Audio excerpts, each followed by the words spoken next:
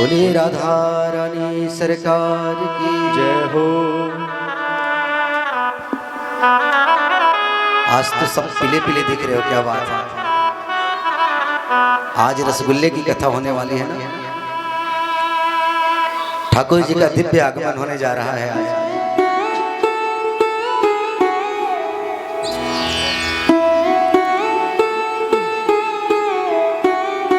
बड़ी खुशी की बात, आज हमारे बीच मेरी माँ स्वरूपा, मेरी बड़ी भगनी, बड़ी दीदी आज पहुंच रही है। कवर्धा से आ रही है, भांजे श्री आ रहे हैं, जीजा जी आ रहे हैं।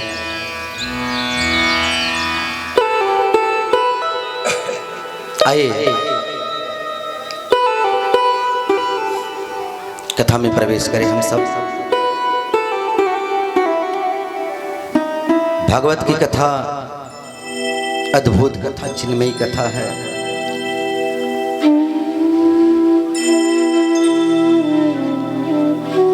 आप थोड़ा सा ध्यान देंगे तो बात समझ में आ जाएगी। कथा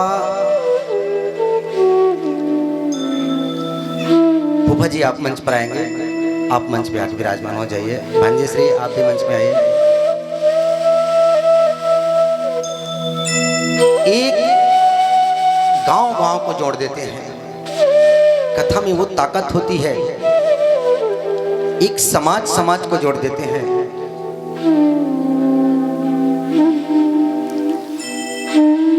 परमात्मा की कथा में, ठाकुर जी की कथा में ये ताकत है। मैं तो कहता हूं जिसको इस भवसागर से पार होना है ना, वो कथा रूपी नाव में बैठ जाइए।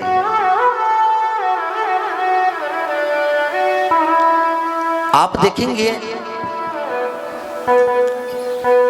आप और नावों को डूबते हुए देखेंगे, लेकिन ये कथा रूपी नाव इतनी मजबूत है, इतनी दृढ़ है, इतनी स्ट्रांग है, जो कभी नहीं डूबती। वो सीधा एक कथा रूपी नाव जो है भवसागर से पार लगा देते हैं। तुलसी जी की ये चौपाई पढ़ेंगे तब पूरी बात समझ में आ जाएगी। सभी लोग पढ़िएगा। भवसागर जहां पार जो पावा, भवसागर जहां पार जो पावा, राम कथा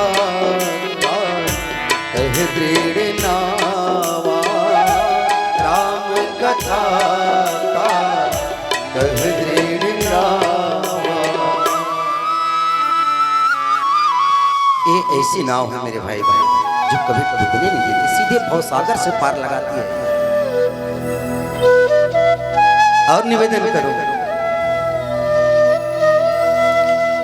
यह जो सुंदर मौका है ये केवल मनुष्य तन को ही संभव है। भवसागर से पार जाने के लिए जो हमें मौका मिला है, ये केवल मनुष्य तन को ही संभव है।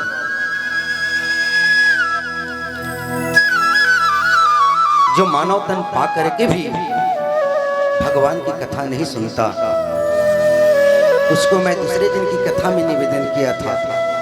4 प्रकार के पशु उनके सम्मान करते हैं और कहते हैं कि बिल्कुल ये मेरी बिरादरी के हैं। बात मैं नहीं करूं, व्यास जी महाराज कह रहे हैं। जो भागवत जी का पाठ करते होंगे जानते होंगे, द्वितीय स्कंद के 3 अध्याय के 19वां नंबर दोहा में लिखा है, स्वीट बरा होष्ठ करई संस्तुतः पुरुषः परः। 4 प्रकार के पशु उनके सम्मान करते हैं।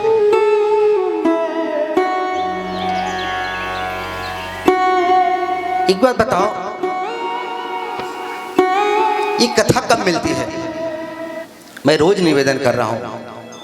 भाग्योदयेन बहुजन्म समर्जितेन सत्संगमं च लभते पुरुषो यदा वै अज्ञान हेतु तमो मधान्धकारनाशम विधाय ही तदोदयते विवेकः। एक नहीं अनेकों अनेक जन्म का जब पुण्य संचय होता है, तब भगवान की कथा कीर्तन सत्संग करने का मौका मिलता है।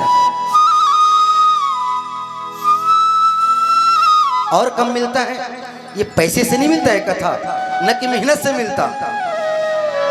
अति हरि कृपा जाहि पर होई, अति हरि कृपा जाहे पर होई, अति हरि कृपा जाहि पर होई, अति हरि कृपा जाहे पर होई, पाव दे जेहि मार्ग सोई, पाव दे पर मार्ग सोई। ऐसे अमृतमय दिव्य भागवत की कथा का आप सब लोग समर्पण करें हैं। आपसे भाग्यशाली दुनिया में और कोई नहीं है।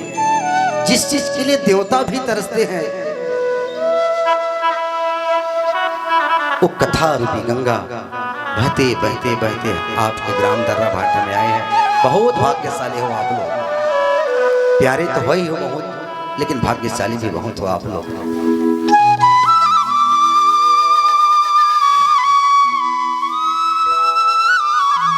मैं निवेदन करूं उन 5 बातों को जो नित्य आप सबों को याद दिला रहा हूं मैं। मेरे भाई बहन, 5 बातों को ध्यान में रख के कथा सुनना। और सबसे बड़ी बात आज आप सबों को बता दूं, आज हम उस यात्रा में जाने वाले हैं जिस यात्रा के लिए इस धराधाम पर हम आए हैं, हम जन्म लिए हैं। आज इन्हीं यात्रा में पहुंचने वाले हैं। याद दिलाओ उन 5 बातों को। जब भी कथा सुनना, भरोसे के साथ कथा सुनना। परमात्मा है और भगवान मिलता है। अगर संसार में किसी एक को भी मिला है तो उनमें से क्यों नहीं हमको भी मिलेगा, और भगवान को मिलना पड़ेगा, और भगवान को हम पाएंगे। मन में ये भरोसा रखना, क्योंकि भगवान भरोसा और विश्वास का एक स्वरूप है। जब तक हमारे हृदय में भरोसा नहीं होगा भगवान के प्रति, तब तक सब कुछ व्यर्थ है, हमारा जीना भी व्यर्थ है। इसलिए जब भी कथा सुनना, भरोसे के साथ कथा सुनना। दूसरी बात, दिनेश्वरी आप यहाँ बैठी बैठी थोड़ा सा रोक दिया करें। जब कीर्तन चले ना तब वो चढ़ा लिया करें, है कि नहीं? मैं सभी पत्र पुष्प अर्पित करने वालों की भावनाओं को प्रणाम करता हूँ। मैं क्षमा चाहूँगा, थोड़ा सा मुझे डिस्टर्ब हो जाता है। जब कीर्तन चले, भजन चले, उस समय आकर के आप जो भी पत्र पुष्प ठाकुर जी के चरणों में समर्पित किया करें। दूसरी बात मैं कह रहा हूँ, कथा के लिए एक ललक होनी चाहिए, एक तड़प होनी चाहिए, एक जज्बा होनी चाहिए। मैं कल आप सबों से निवेदन किया था, ये तड़प विरह एक भक्ति है। जब तक आपके हृदय में ललक नहीं होगा, तब तक कथा में आनंद नहीं आएगा। आप सब भगवान के लिए तड़पना चाहिए, कथा के लिए तड़पना चाहिए। तीसरी बात, जब तक यहाँ बैठे मेरे भाई बहन, शिकायत चित्त को विराम देना। बहुत शिकायत करते हैं एक दूसरे से। मैं यहाँ से बैठे देखते रहता हूँ। मैं एक दूसरे से बहुत शिकायत करते हैं। शिकायत चित्त को विराम देना। और दूसरे किसी से शिकायत करने को नहीं मिलता, अपने आप से शिकायत करते हैं, लेकिन शिकायत करते हैं। चौथी बात, जब तक कथा हो रही हो, कथा बस में नहीं और हमेशा कम से कम भीतर से मौन रखने का प्रयास करना। बिना मतलब का बात नहीं करना चाहिए, लेकिन बात करना हमारी आदत हो गई है, जबकि बात करना मजबूरी होनी चाहिए। कई लोग तो इतना बात करते हैं, बात करने को नहीं मिलती तो तबीयत बिगड़ जाती है। इतना बात करते हैं, हे भगवान, खुद से ही बात करते रहते हैं। और पांचवी और अंतिम बात, जब यहाँ से कथा सुन करके जाए मेरे भाई, कथा सुनना हमारा सार्थक तब होगा। इतना संपत्ति, इतना समय जो बर्बाद कर रहे हैं, जब कोई न कोई संकल्प लेकर के यहाँ से जरूर जाए। मैं नहीं कहता कि आपके जीवन में कोई बुराई है, लेकिन कोई न कोई संकल्प लेकर के यहाँ से अवश्य जाए, हमारा कथा सुनना सार्थक हो जाएगा।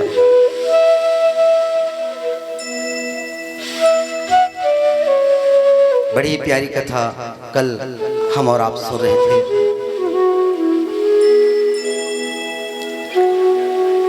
एक छोटी सी कथा कल समयाभाव की वजह से छूट गया था। उनको हम प्रणाम करते हुए, थोड़ा उनका चिंतन करते हुए आज चतुर्थ दिवस की कथा में प्रवेश करेंगे। सुखदेव जी महाराज से राजा परीक्षित कहते हैं कि महाराज, जो कथा सुना रहे थे कल आपने प्रचताओं के पुत्रों तक की कथा सुनाई है, उसके बाद आगे वंश में क्या हुआ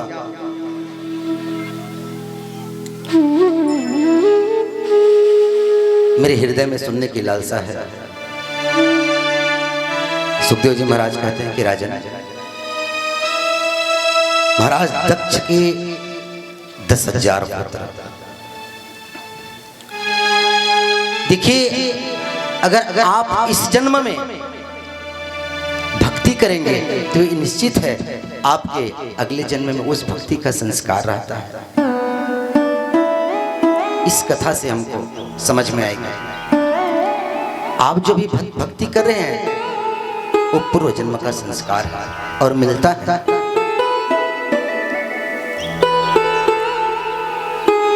दक्ष के 10,000 पुत्रों को नारद जी ने विरक्त कर दिया। ऐसे ऐसे उनसे प्रश्न पूछे, घर छोड़कर निकल गए, सब विरक्त हो गए। नारद जी महाराज पूछते हैं, बताओ ऐसी कौन सी नदी है जो दोनों ओर बहते हैं, क्या तुम जानते हो? नारद जी महाराज पूछ रहे, बोले हम समझ में नहीं आ रहा क्या पूछ रहे हो। ऐसा कौन सा बिल है जिसमें घुसने के बाद वापस नहीं आता? ऐसा कौन सा बिल है जिसमें एक बार जाने के बाद वापस नहीं आता?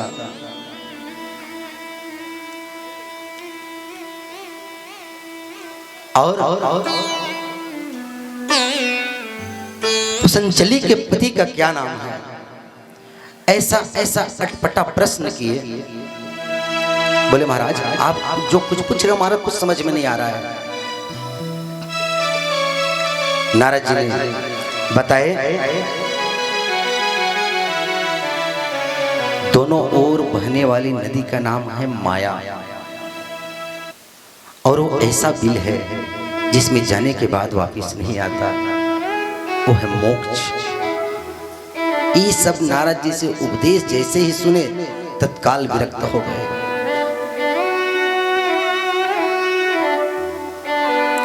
दक्ष के द्वारा अपना 1,000 पुत्र जन्म लिए, उसको भी अटपटा प्रश्न करके नारद जी महाराज ने उनको भी विरक्त बना दिया।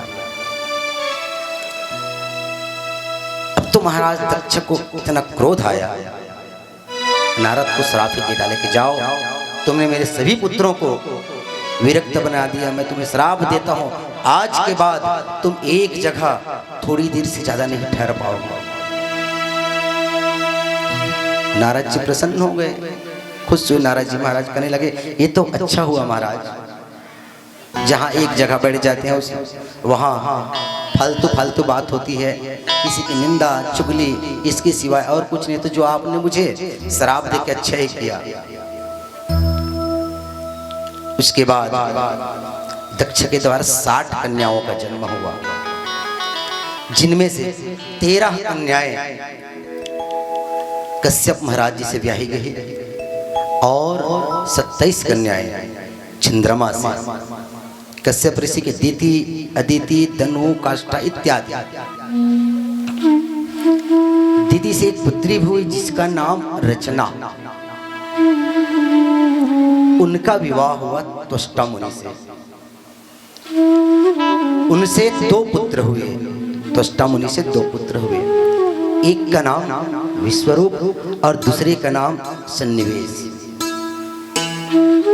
विश्वरूप के 3 सिर, बहुत बड़े ज्ञानी थे, कर्मकांडी थे और वो देवताओं का उपरोहित भी बने।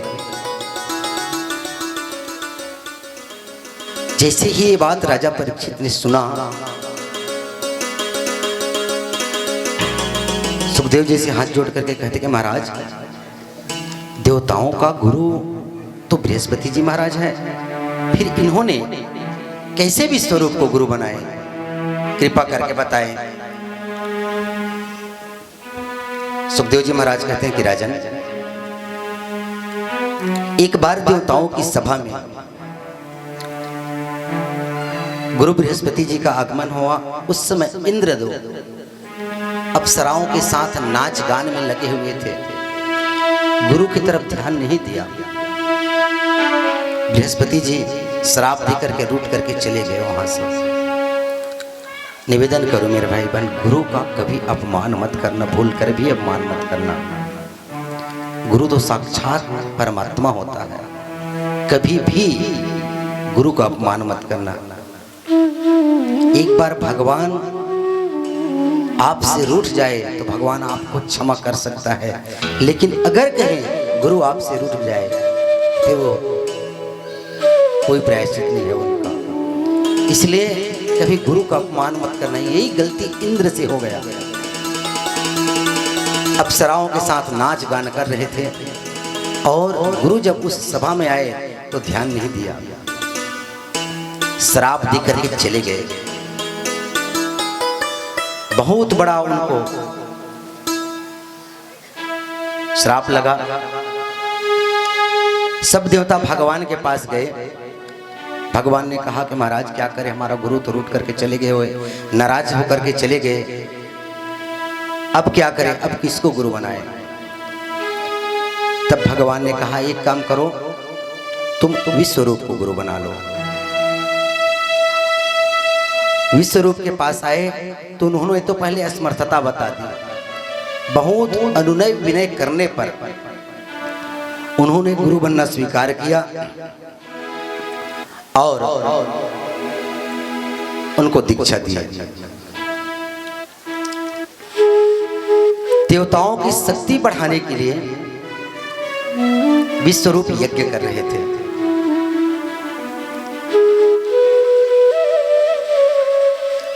और यज्ञ कुंड में आहुति दे रहे थे।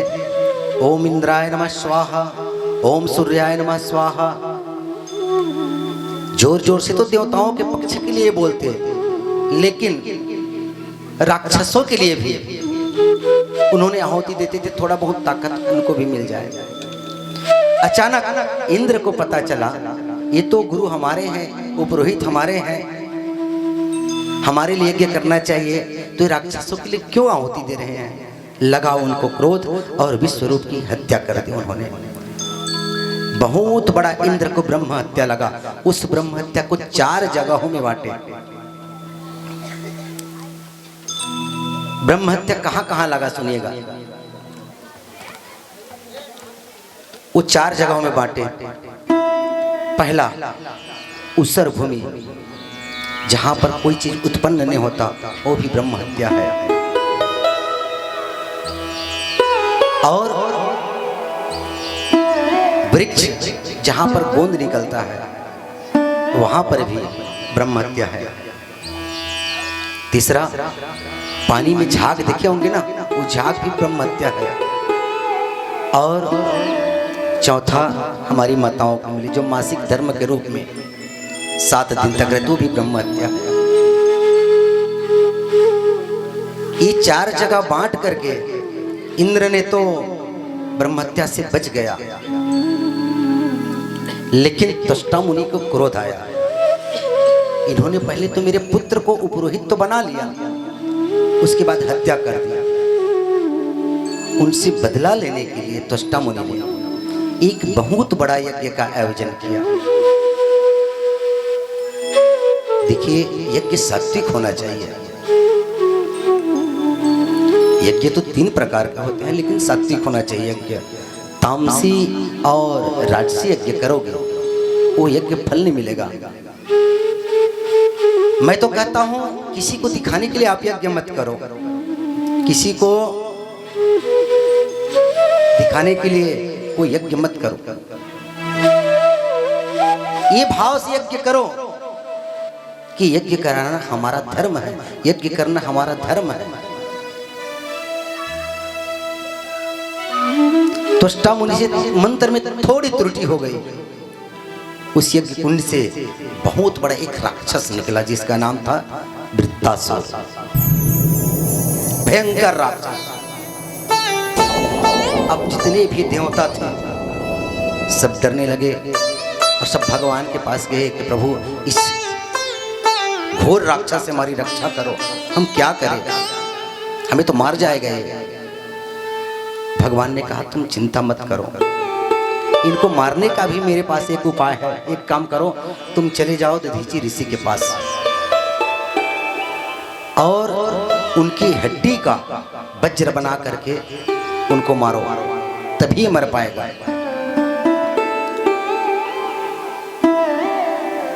अब सब देवता गए दधीचि ऋषि के पास, कहा कि महाराज आप अपना शरीर हमें दान करो। दधीचि ऋषि ने भी बोला, देवताओं तुमको कुछ लगता है कि नहीं लगता, मेरा शरीर का क्या करोगे? बोले कि तुम्हारी हड्डी से वज्र बनाएंगे और वृत्तासुर राक्षस को हम मारेंगे।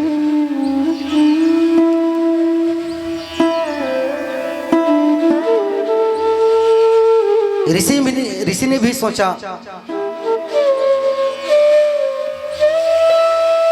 अगर मेरा शरीर किसी देवता के कार्य में आ रहे हैं तो मेरे से भाग्यशाली कौन होता है। शरीर की तो 3 ही गति होती है, चौथी बनी ही नहीं है। शरीर को फेंक दोगे तो गिदड़ खा जाएगा, जमीन में गाड़ दोगे तो कीड़े बन जाएंगे, जला दोगे तो राख बन जाएगा। इससे और कोई चौथी गति नहीं होती शरीर की। दधीचि ऋषि ने सोचा महाराज अगर मेरा शरीर आप लोग का काम आता है, देवताओं का काम आता है तो ले जाइए। और एक जगह बैठ गए, देवताओं ने उनके शरीर पर खाद्य पदार्थ लगाए, गाय चाट चाट कर पूरे सिर्फ हड्डी बचा, उस हड्डी को ले करके आए, वज्र बनाए। अब जैसे ही देवता वृत्तासुर को मारने के लिए गए उस हड्डी से वज्र बना करके, तब उस वज्र में भी वृत्तासुर ने बिहारी जी का दिव्य दर्शन किया और उनकी भावनाएं भी बदल गई। उन्होंने युद्ध करना छोड़ दिया और वो वज्र में बिहारी जी का दर्शन करके 4 श्लोकों में उन्होंने धर्म, अर्थ, काम और मोक्ष चारों पुरुषार्थ मांगे। युद्ध के क्षेत्र में भी उन्होंने वज्र में बिहारी जी का दर्शन किए और कितना सुंदर भगवान से वरदान मांगते, सुनिएगा। अहम हरे तव पादैक मूल दासानुदासो भवतास्मि भूय।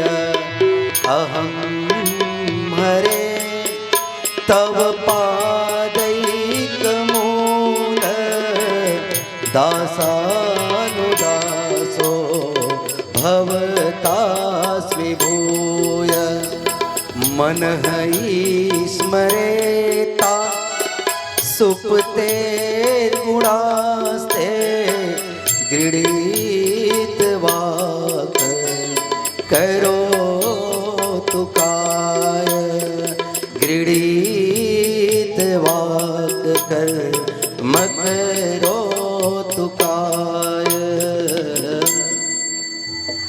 अहम हरे तव पादैकमूल दासानुदासो भवतास्मि भूय मनः स्मरेता सुप्ति गुणास्ते गृहीत वाक कर्म करो तुकाया। 4 पुरुषार्थ ध्यान दीजिएगा इधर। सबसे पहले श्लोक अभी गाया हूं, इसमें धर्म मांगे हूं, और हम सबका धर्म भी यही है। सुनिएगा क्या मांग रहे हैं। अहम हरे तव पादैकमूल दासानुदासो भवतास्मि भूय। प्रभु मुझे आप ऐसा वरदान दो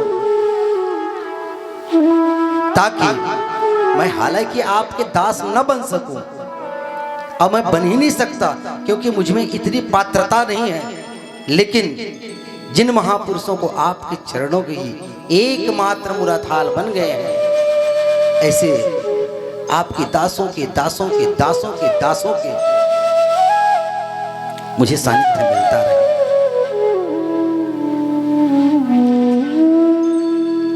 मैं तो कहता हूं मेरे भाई बहन, भगवान के चरण पकड़ने से पहले भगवान के भक्त के चरण पकड़ लीजिए, आप भगवान तक आसानी से पहुंच जाएंगे।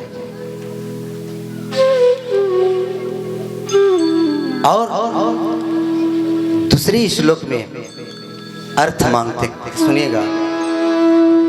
ननाक प्रेष्टम नच पारमेष्टम, ननाक प्रेष्टम नच पारमेष्टम, न सार्वभौमं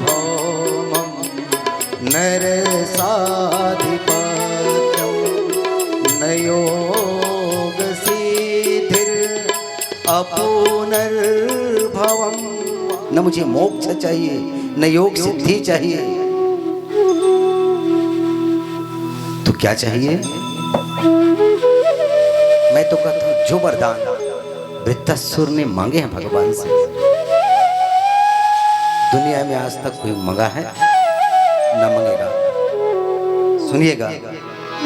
अजात पक्षा इव मातरम खगा, अजात पक्षा इव मातरम खगा, स्तन्यं यथा वत्सतराच्छुधाता,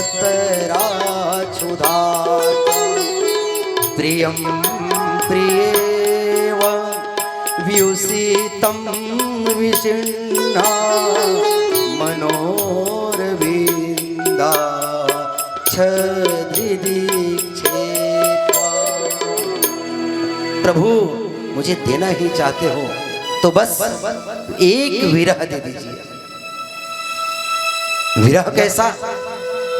मैंने कहा ना, भगवान के लिए तड़पना ही भक्ति है।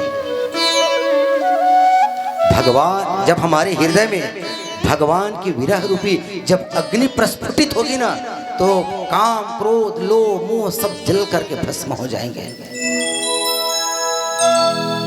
कैसा विरह मांग रहे हैं वृत्तासुर?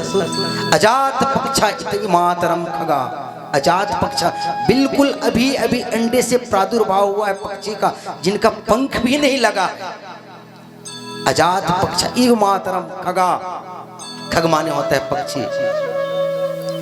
जैसे उन बच्चों को छोड़ करके उनकी माँ चारा के लिए जाती है, और जब तक चारा लेकर के नहीं आए रहती, वो बिना पंख के बच्चे अपनी माँ के लिए भूख के लिए तड़पते रहते हैं। ठीक उसी प्रकार मुझे आपसे मिलने के लिए भक्ति चाहिए, मुझे यही वरदान दे दो।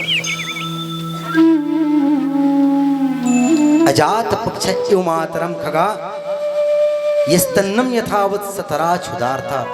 वत्स मतलब होता है बछड़ा, वत्सला मतलब होता है गाय। एक नवजात बछड़ा रस्सी से बंधे रहते हैं, और सुबह से उनकी माँ गाय चारा चरने के लिए जाती है। जब तक चारा चर के नहीं आती, तब तक दूध के लिए जो बछड़ा तड़पता है, उसी प्रकार तड़पन मुझे आपसे मिलने के लिए होना चाहिए। मुझे ये वरदान दे दो। और प्रियम प्रियेवाव्युसितं विषण्णा मनोरविंदाक्ष दिदृक्षेते त्वाम। प्रियम प्रियेवा, एक प्रेमिका अपने प्रेमी से मिलने के लिए जैसे तड़पते हैं, जैसे किसी का विवाह हुआ और 2 दिन घर में रहने के बाद वो 1 आध साल के लिए बाहर निकल जाए। अब वो नवविवाहिता अपने पति के लिए जैसे तड़पती है, ठीक उसी प्रकार मैं आपसे मिलने के लिए तड़पूं। प्रभु मुझे यही वरदान दे दीजिए।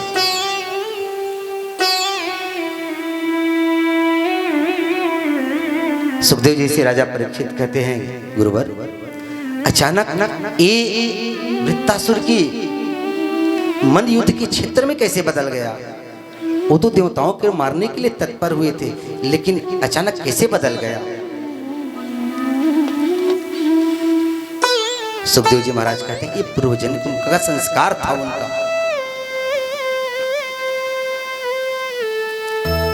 और मन बदलने के तत्काल बाद तुरंत उनके मन में दुर्भाव आ गया वृत्तासुर का, पुनः इंद्र को मारने के लिए दौड़े। जैसे इंद्र को मारने के लिए दौड़े, इंद्र ने वज्रश्री प्रहार कर उस वृत्तासुर राक्षस की दोनों भुजाएं को काट दिए और विकराल दिखने लगा। इंद्र के हाथ में वज्र तो था, वृत्तासुर ने दौड़ करके इंद्र को निगल गया। इंद्र ने पेट अंदर से वज्र चलाया और उनका प्राणांत हो गया।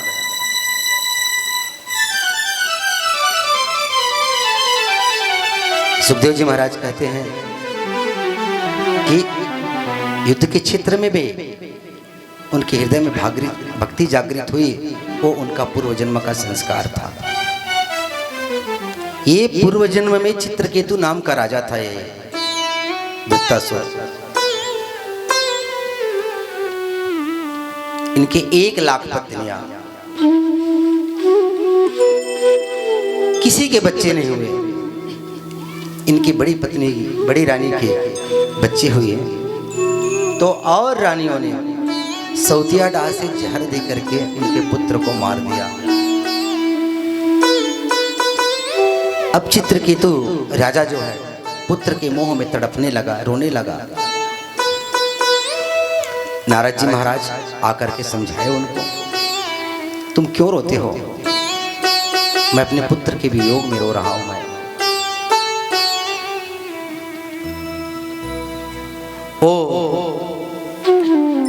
जीवात्मा को आवाहन किया, वहां आ गए और कहा, लो तुम्हारा पुत्र।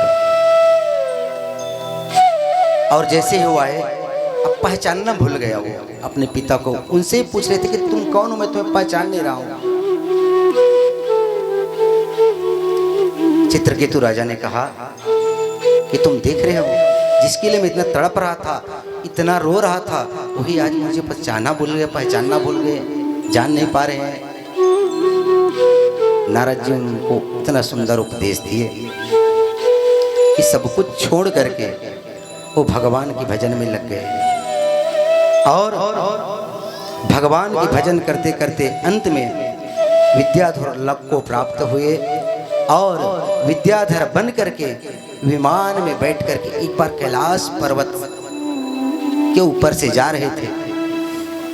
अचानक भगवान शंकर की गोद में पार्वती बैठी हुई थी। उनको देखकर अटपटी बात बोलने लगे कि देख रहे हो, भगवान बने घूमते हैं और अपनी पत्नी को गोद में बैठाए हुए हैं।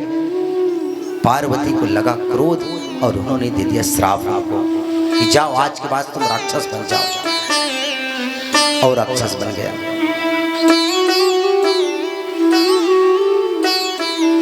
वृत्तासुर ने हाथ जोड़ करके खड़े हुए कि माँ मुझे क्षमा करना, मेरा ये भाव नहीं था। माँ पार्वती और शंकर ने कहा, श्राप तो हो गया है, लेकिन तुम और जितने भी जन्म पाओगे, तुम्हारा पूर्व जन्म का संस्कार बना रहेगा। यही कारण है कि वृत्तासुर में भी पूर्व जन्म का संस्कार था, इसलिए युद्ध क्षेत्र में भी उन्होंने वज्र में बिहारी जी का दर्शन किया और भक्ति की। उस दिन से सब तरफ से मन को हटा करके वित्तासुर भगवान के भक्ति में लग गए। इसलिए कहता हूँ मेरे भाई बहन, इस कथा से हमें शिक्षा मिलती है कि इस जन्म में हम अच्छी भक्ति किए रहेंगे, अच्छे कर्म किए रहेंगे, तो हमारा इस जन्म का किया हुआ भक्ति, इस जन्म का किया हुआ कर्म अगले जन्म भी हमें मिलेगा। क्योंकि मैं तो कहता हूं जीवन का एक क्षण भी भरोसा नहीं है, कब इस शरीर को छोड़ करके प्राण निकल जाए। एक पैर हमारा आगे जा रहा है, दूसरा पैर आगे जा पाएगा कि नहीं, ये भी भरोसा नहीं है।